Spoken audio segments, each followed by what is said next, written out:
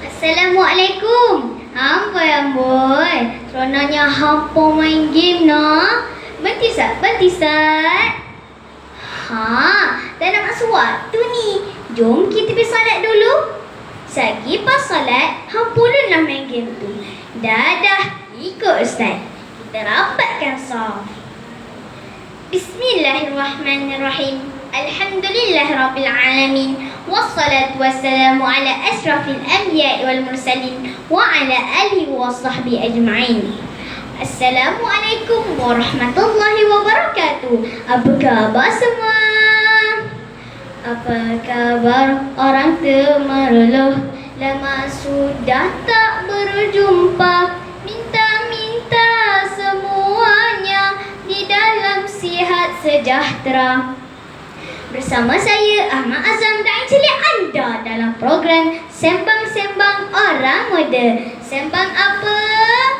Ya, Sembang-Sembang Orang Muda. Solat jemaah isu utama. Ustaz nak tanya sikit ni. Subuh tadi ke masjid tak? Angkat tangan. Masya Allah, tabarakallah. Semoga kita semua istiqamah berjemaah sama ada di masjid atau di rumah. Menurut data, dalam setiap keluarga di Malaysia pasti ada anak-anak remaja dan golongan orang muda yang meninggalkan salat. Astaghfirullah Rabbal baraya. Astaghfirullah minal khataya. Salat berjemaah ialah salat yang dilakukan lebih dari 2 orang dan diketuai oleh seorang imam. Sabda Nabi, salatul jami'ah tafdulu salat fazzi bisab'in wa 20 darajatan. Maksudnya, sesungguhnya salat berjemaah itu lebih afdal dari salat bersendirian dengan pahala 27 darjat.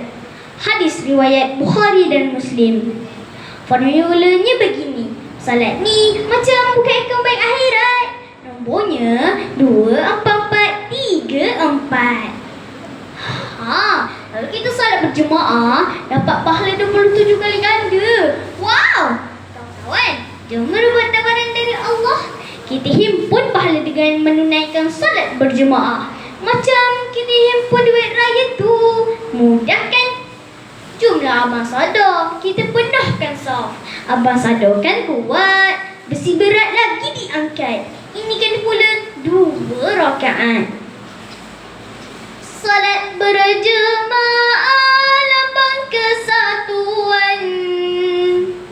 Syiar Islam kita pertahan.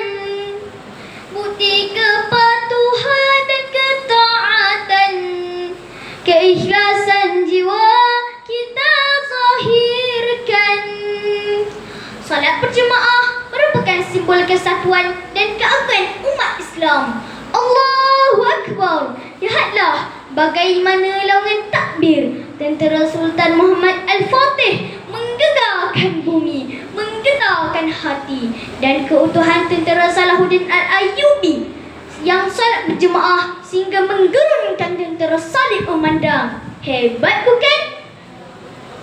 Kawan-kawan, jangan tinggalkan salat ya. Salatlah walau sedang sakit. Ingat mati, ingat sakit, ingatlah saat kau sulit. Ingat hidup cuma satu kali. Ya ayyuhal mu'minun, ittaqullah. Rebutlah peluang salat berjemaah. Jangan tunggu sehingga kita menjadi jenazah.